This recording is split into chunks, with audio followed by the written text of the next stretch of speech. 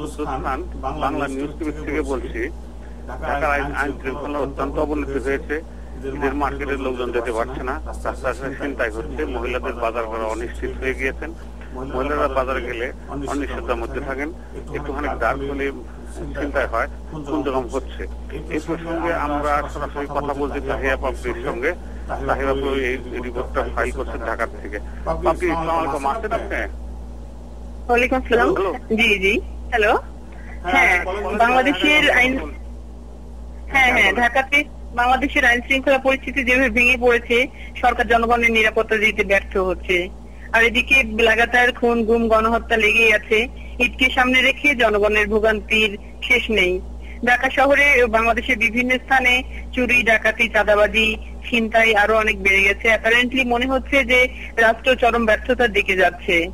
আবার এদিকে জনগণের নিরাপত্তার জন্য মানুষকে সচেতন করার উদ্দেশ্যে স্বরাষ্ট্রমন্ত্রী সায়রা খাতুন বলেছেন ঈদের ছুটিতে বাসাবাড়িতে ও দোকানপাটে তালা লাগিয়ে যেতে। এদিকে মানবাধিকার কমিশন, হ্যাঁ, এখানে যেটা সমস্যা দেওয়া হয়েছে সেটা হলো কি, সরকার তো ব্যর্থ হচ্ছেই, কারণ সরকারের যে আইন শৃঙ্খলা নিরাপত্তা দেওয়ার দরকার এদের মধ্যে সেটা দিচ্ছে না। আর অর্থমন্ত্রী না, স্বরাষ্ট্রমন্ত্রী সরি, সে খুব দায়িত্বহীন কথাবার্তা বলছে, এটা দুঃখজনক। আলটিমেটলি আমরাও মনে করি সরকার ব্যর্থতার দিকে যাচ্ছে। ব্যর্থতার দিকে নির্বাচন করবে, যদি ব্যর্থতার দিকে যায় তাহলে যেটা হবে সেটা অ্যানার্কি হতে পারে। অ্যানার্কি হলে তো খুব খারাপ অবস্থা হবে, বাংলাদেশের অবস্থা খুবই খারাপ হবে বলে আমি মনে করি। হ্যাঁ, পরবর্তী নিউজ কি আছে আপনার? এদিকে জাতীয় মানবাধিকার কমিশনের চেয়ারম্যান অধ্যাপক ডক্টর মিজানুর রহমানকে একটি মোবাইল ফোন নাম্বারে হুমকি দেওয়া হচ্ছে।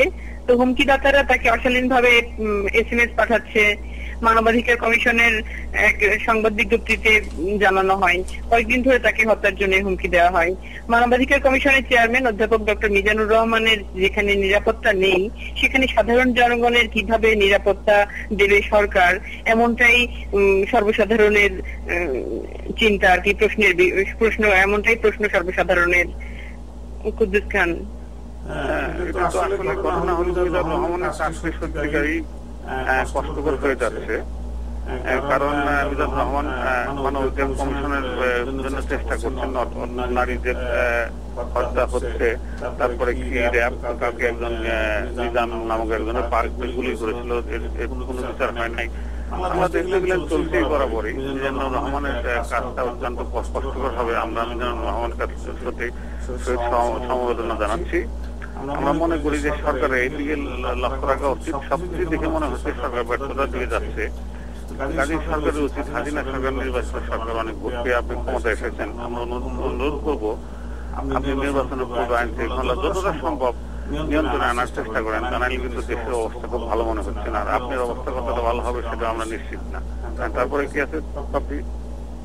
হ্যাঁ, আপনারা শুনেছেন, জানেন যে ইলিয়াস আলীর গুম হয়ে যাওয়া, তারপর সাংবাদিক দম্পতি সাগর রুনির হত্যা, মানে এই সমস্ত এর এখনো সঠিক তদন্ত হয়নি। আবার এদিকে ছিনতাই, চাঁদাবাজি, ব্যবসায়ীদের কাছ থেকে অতিরিক্ত মুক্তিপণ আদায়ে বেপরোয়া হয়ে উঠেছে সন্ত্রাসীরা। বর্তমান বাংলাদেশে পুলিশরাও ব্যর্থ হয়ে উঠেছে বড় ধরনের চাঁদাবাজি। আমি তো পুলিশের ছিলাম, পুলিশটা সবসময় ব্যর্থ, পুলিশটা খারাপ। যেটা হয়েছে চাঁদাবাজির মধ্যে সন্ত্রাসীদের সাথে পুলিশটা শেয়ার করছেন বলে আপনার মনে হয়? আমার মনে হয় যে চাঁদাবাজি এবং সন্ত্রাসীর মধ্যে পুলিশের একটা নিশ্চয়ই হাত আছে, তারা একটা বটরা করে থাকেন, তা না হলে জিনিসটা তারা কন্ট্রোল করতে পারছেন না কেন? এটা দুঃখজনক, লজ্জাস্কর বটে। কাজে এখানে আবারও আমরা বলবো, প্রধানমন্ত্রী, নির্বাচিত প্রধানমন্ত্রী শেখ হাসিনা, আপনি দয়া করে পুলিশের বিষয়টা একটু হাতে নিন। আমার যত মনে হয় শুধু অস্থায়ী প্রকৃতির সরকার সময়ই বোধহয় পুলিশকে একটু নিয়ন্ত্রণ করতে পেরেছিল। আমরা দেখেছি ইতিপূর্বে খালেদা সরকারের আমলে পুলিশের খুব একটা ভালো কার্যকরিতা আমরা লক্ষ্য করি নাই। এখনো সে একই দিকে যাচ্ছে। এই চলতে থাকলে তো দেশের লোকের ভবিষ্যৎ খুব ভালো মনে হচ্ছে না। পরবর্তী কি আছে আপনার? না, এখানে আরো অনেক কথা আছে, যেটা পুলিশদের চাঁদাবাজি, থানায় একটা এজাহার দিতে গেলেও সেই এজাহার দেওয়ার জন্য জনগণকে টাকা দিতে হয়। তাহলে জনগণের কোথায় গিয়ে আশ্রয় নেবে, মানে কোথায় গিয়ে সে আইনি আশ্রয় নিবে, কোথায় গিয়ে দাঁড়াবে? আমরা তো সাংবাদিক হিসেবে কথা বলতে পারি যে জনগণ কষ্টে আছে, তাদের বিরুদ্ধে অপরাধ হচ্ছে, গুলি করা হচ্ছে, সেই তার জন্য আইনের কাছে গেলেও পুলিশ যদি ঘুষ নেয় বা টাকা চায় তাহলে দুঃখজনক। এখন এগুলো মনে হচ্ছে বাংলাদেশ রাষ্ট্রের অবস্থা ভালো না, ব্যর্থ রাষ্ট্রের দিকে যাচ্ছে। আবারও প্রধানমন্ত্রীকে বলবো, আপনি রাষ্ট্রের প্রধানমন্ত্রী, যতটা পারেন আপনি যতটা সম্ভব আইন শৃঙ্খলার দিকে একটু দৃষ্টি দিন। এইভাবে চলতে থাকলে বাংলাদেশ ব্যর্থতার দিকে যাবে। সেই দায়ভার কিন্তু আপনাকে নিতে হবে। আপনি বঙ্গবন্ধু কন্যায় হন আর যেই হন, আপনাকে দায়ভার অবশ্যই নিতে হবে। আর কি আছে আপনি? আর এই অবস্থায় দলীয় সরকারের অধীনে বাংলাদেশে যে অবাধ সুষ্ঠু নির্বাচন কতটা সম্ভব তা সন্দেহজনক, মানে এমন মন্তব্য করেছেন দেশের বিশিষ্ট বুদ্ধিজীবী ও রাজনীতিবিদ। এদিকে আওয়ামী লীগের একরোখা মনোভাব একটা চূড়ান্ত সংঘর্ষের দিকে নিয়ে যাচ্ছে বাংলাদেশকে। এদিকে সব রাজনৈতিক দলগুলোকে নিয়ে অন্তর্বর্তীকালীন মন্ত্রিসভা গঠনে প্রস্তাব দিয়েছিলেন যে প্রধানমন্ত্রী শেখ হাসিনা। সেই প্রস্তাব বিরোধী দল বিএনপি এই প্রস্তাবে ঐক্যমত পোষণ করেননি। তো এই ক্ষেত্রে তারা এখানে সমস্যা হলো কি, প্রধানমন্ত্রী প্রস্তাব দিয়েছিলেন, এটা খুবই সুন্দর প্রস্তাব, কিন্তু বিশ্বাসযোগ্যতার একটা ব্যাপার আছে। সবসময় বিরোধী দলকে যদি সাপোর্ট করেন, তার বিরোধী দল যদি বিশ্বাস না করে যে প্রধানমন্ত্রী সরকারি দল ঠিক তাদের স্বার্থ রক্ষা করে, বিরোধী দলের স্বার্থ বলছি, নির্বাচনে তাদের স্বার্থ রক্ষা করবেন না, তা নাইলে অবিশ্বাস হলে তো তারা এটা গ্রহণ করবেন না। বিশ্বাস সম্পূর্ণ নির্ভর করে বিশ্বাসযোগ্যতা। আমার মনে হয় প্রধানমন্ত্রীকে আরেকটু এগিয়ে এসে বিরোধী দলের সাথে কথাবার্তা বলে একটা বিশ্বাসযোগ্যতা বা একটা কম্প্রোমাইজ ফর্মুলা দান না করিয়ে শুধু আহ্বান করলে, তাও আবার উনি আহ্বান করেছেন লন্ডনে, যে ঢাকায় আহ্বান করেন নাই। আমার মনে হয় একটা ডায়লগের দরকার প্রধানমন্ত্রী বিরোধী দল। ডায়লগ না করলে যেটা হবে, প্রধানমন্ত্রী যদি এককভাবে নির্বাচন করেন, সেই নির্বাচন অর্থবহ হবে না, এবং আবার বিরোধী দল যদি আন্দোলনের ডাক দেয়, সে আন্দোলনের লোক সাড়া দিবে, দেশ আবার ব্যর্থতার দিকে যাবে বলেই বুদ্ধিমান হচ্ছে। আর কি আছে আপনার? কিন্তু বাংলাদেশের প্রতিটি পার্টি তাদের পার্টি নেতার স্বার্থ বড় করে দেখে। এই জন্য বাংলাদেশে আসলে নির্দলীয় সরকারের অধীনে নির্বাচন দরকার। সেটা একটা ভালো পয়েন্ট আপনি বলেছেন কাপি। যেহেতু পার্টিগুলো তাদের নিজেদের স্বার্থ, বাংলাদেশে খানিকটা ট্রাইবাল বলি আমরা। ট্রাইবাল মানে কি, যে আওয়ামী লীগ করে সে সবসময় আওয়ামী লীগকে ভোট দেবে, যে বিএনপি করে বিএনপি ভোট দেবে, বিএনপি সমর্থন করবে, বিএনপি যতই খারাপ করুক বা ভালো করুক এটা নিয়ে তাদের অতীত নেই। কাজে সেই ক্ষেত্রে কিছুটা ভালো হইতে পারতো। আসলে গণতন্ত্র এইভাবে কাজ করে না। গণতন্ত্র যারা ভোট দেন তারা নিরপেক্ষভাবে চিন্তা করে, নিজের স্বার্থ চিন্তা করে ভোট দেওয়া উচিত। এটাই ওয়েস্টার্ন ডেমোক্রেসিতে আমরা দেখি। তথাপিও যদি নিরপেক্ষ সরকার হতে পারতো, যারা কোন দলের পক্ষে না, তাহলে তো কিছুটা ভালো হইতেই পারতো। তাছাড়া নির্বাচন দিলে বিরোধী দল অংশগ্রহণ না করলে তাদের জড়িত হওয়ার কোন কারণ, সঙ্গত কারণ আমি দেখি না। আর কিছু আছে আপনার? কিন্তু আমাদের দেশে যে গণতন্ত্র, সেই গণতন্ত্রটা আসলে জনগণের জন্য সহায়ক গণতন্ত্র না। শুধু আওয়ামী লীগ বা বিএনপি বা যে কোনো দল, তাদের শুধু দলের স্বার্থ উদ্ধারের গণতন্ত্র। ভালো মন্তব্য হয়েছে, কিন্তু গণতন্ত্র তো কোন সিস্টেম হয় না। গণতন্ত্র মানেই গণতন্ত্র। এখন আমাদের দেশে যদি আওয়ামী লীগের স্বার্থে গণতন্ত্র ইউজ করে বা বিএনপির স্বার্থে ইউজ করে, তাহলে যেটা হবে গণতন্ত্রটাই ফেল করবে। গণতন্ত্র ফেল করলে তো অন্য কোনো ভালো ব্যবস্থা আছে বলে জানা নাই। গণতন্ত্রকে তার নিজস্ব গতিতে এগিয়ে যেতে দিতে হয়। গণতন্ত্রকে কন্ট্রোল করলে, নিজের স্বার্থ ইউজ করলে গণতন্ত্র থাকে না। আর কিছু আছে আপনার? হ্যাঁ, কিন্তু এটা তো মানে এরকম হয়ে যাচ্ছে যে তারা তাদের স্বার্থের জন্য গণতন্ত্রটাকে ব্যবহার করছে। আমাদের দেশে মানে আমরা এখানে কি করতে পারি? আমরা মিডিয়াতে, আমরা টেলিভিশন প্রচারে, সেটা হলো সবার উপরে মানুষ সত্য, তাহার উপরে নাই। একটা কথা আছে, গণতন্ত্র জনগণের জন্য, জনগণই গণতন্ত্রকে রক্ষা করে। যদি বাংলাদেশের জনগণ ঠিক মতো ভোট না দিতে পারে বা ঠিক মতো নেতা নির্বাচন না করতে পারে, তাহলে গণতন্ত্র ব্যর্থ হবে। গণতন্ত্র ব্যর্থ হলে দেশে অ্যানার্কি হবে, দেশটা হয়তো থাকবে না। দেশটা থাকবে না এই কারণে বলছি, মাটি তরলে যাবে না। যেটা হতে পারে সেটা হলে কি, যদি বিশৃঙ্খলা হয়, রাস্তায় যুদ্ধ হয় বা সন্ত্রাসীরা একটা এলাকা দখল করে থাকে, তাহলে যেটা হবে, দেশটা সেন্ট্রাল গভর্নমেন্ট থাকলো না, দেশটা মোটামুটি ব্যর্থ হলো। সেটা হতে পারে।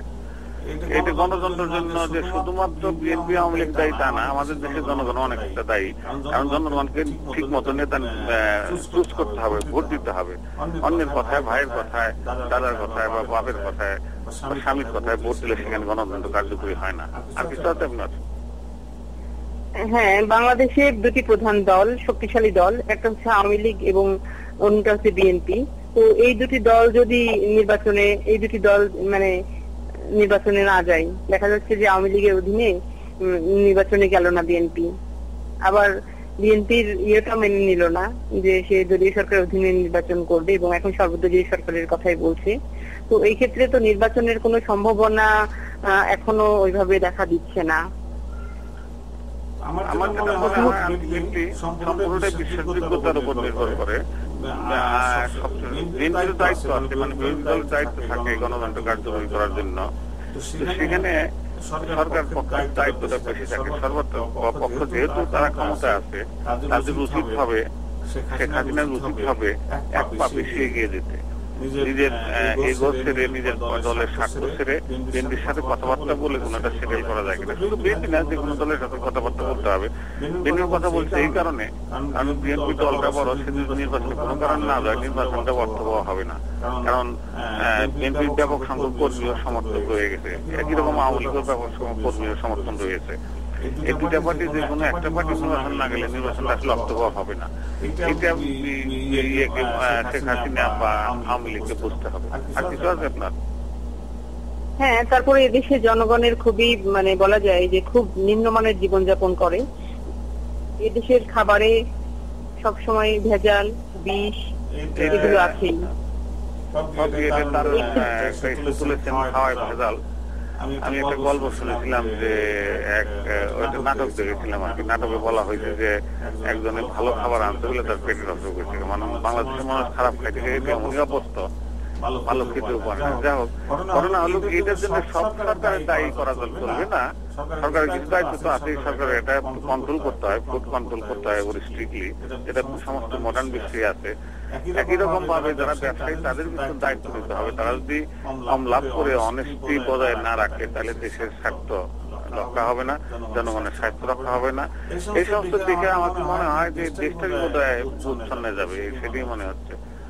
কাজে এটার জন্য দায়িত্ব জনগণকে নিতে হবে, জনগণকে নিতে হবে এই কারণে যে জনগণ ভোট দেওয়ার সময় তাদের ভালো লোক নির্বাচিত করতে হবে। ভালো লোক যদি না থাকে, সেটা একটা বড় প্রশ্ন। তাহলে দেশটা থাকবে না। বিশ্বের মানচিত্রে ছোট একটা দেশ না থাকলে আসলে গেল। বলেন এবার কি?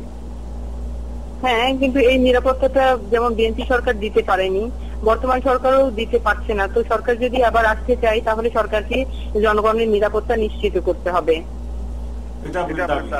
কি মনে করেন? কথা বলছেন বাপরি। হ্যাঁ, এটা ভালো কথা।